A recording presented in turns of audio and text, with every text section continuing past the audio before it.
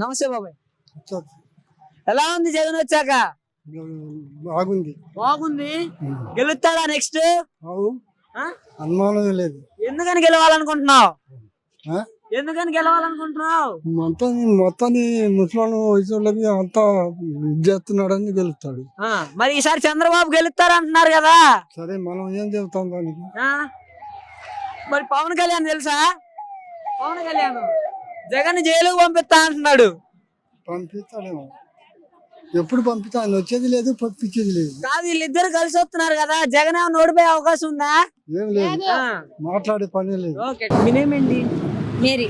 ఎక్కడి నుంచి వస్తున్నారు? ఈ ఊరే మాది. ఈ ఊరేనా? వాలంటీర్ అండి మీరు? కాదు. మరి ఏంటి, ఎలా ఉంది జగన్ వచ్చాక ఈ 5 ఏళ్ల పాలన ఎలా అనిపిస్తుంది? చాలా బాగుంది. చాలా బాగుంది. గెలుస్తాడా మరి నెక్స్ట్? కంపల్సరీ గెలుస్తాడు. ఎందుకని గెలవాలనుకుంటున్నారు? ఆయన ఇచ్చిన పథకాలన్నీ బాగున్నాయి. బాగుంది, అంతా బాగుంది పాలన. ఈ పథకాలు ఇవ్వడం వల్ల ఉపయోగం ఏంటంటారు? ప్రతి ఒక్కరికి, పుట్టిన దగ్గర నుంచి చనిపోయే వాళ్ళందరికీ ఉపయోగం ఉంది, ప్రతి ఒక్కరికి. మరి పథకాలు ఇచ్చి సోమరిపోతులు చేస్తున్నారు జనాలు అనేసి అంటున్నారు కదా. సోమరపోతులేం కాదు, అందరినీ అభివృద్ధి పరుస్తున్నారు. అది చాలా, అసలు నాకేం చెప్పాలో అర్థం కావట్లేదు. నాకు జగన్ అంటే పిచ్చి. మరి ఇప్పుడు చంద్రబాబు నాయుడు గారు పవన్ కళ్యాణ్ కలిసి పోటీ చేస్తున్నారు కదా, ఎలా ఉండబోతుంది అంటారు? ఎంతమంది కలిసినా అనవసరం, జగన్ అన్న ఒక్కడు చాలు. మరి జగన్ గారు భయపడుతున్నారు అంటున్నారు వీళ్ళందరినీ చూసి. అస్సలు భయమే లేదు, నమ్మకం ఉంది. జగన్ గెలుస్తాడు కంపల్సరీ. ఏంటి అంత నమ్మకం ఏంటి జగన్ అంటే? ఆయన ఇచ్చిన పథకాలే ఆయనకు బలం. ఆయన ఇచ్చిన పథకాలే అంటే, మరి పథకాలు తీసుకున్న వాళ్ళంతా ఓట్లు వేస్తారా? వేస్తారు. జగన్ ఇచ్చిన పథకాలు తీసుకొని చంద్రబాబు నాయుడు గారికి ఓటేస్తే పరిస్థితి ఏంటి? ఎయ్యరు.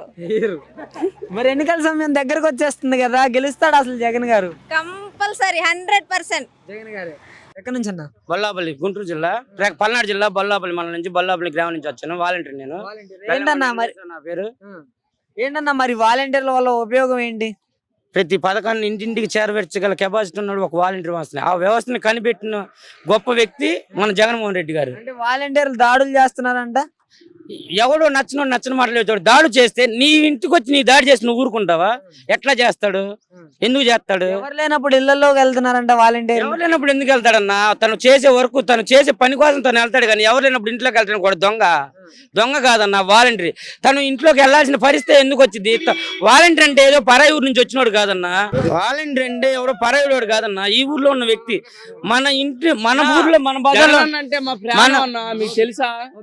మన ఊర్లో మన ఊర్లో ఉన్న వ్యక్తి నేను మన వాలంటీర్కి ఎన్నుకుంది, అంతేగాని పరాయి ఊరు ఎవరినో తీసుకొచ్చి వాలంటీర్కి పెట్టలేదు అన్నది.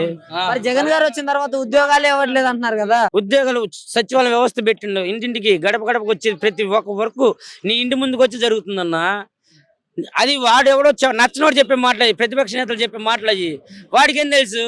వాళ్ళలో ఎందుకు, ఎంత దూరం ఎందుకు? వాళ్ళలో ఎమ్మెల్యే ఇళ్ళకి వెళ్ళట్లేదా? ఎంపీ ఇళ్ళకి వెళ్ళట్లేదా?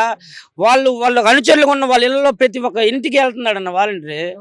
మరి ఇప్పుడు ఈ చంద్రబాబు నాయుడు, పవన్ కళ్యాణ్ ఏమని చెబుతున్నారంటే, మేము అధికారంలోకి వచ్చాక వాలంటీర్లు తీసేస్తాం అంటున్నారు కదా.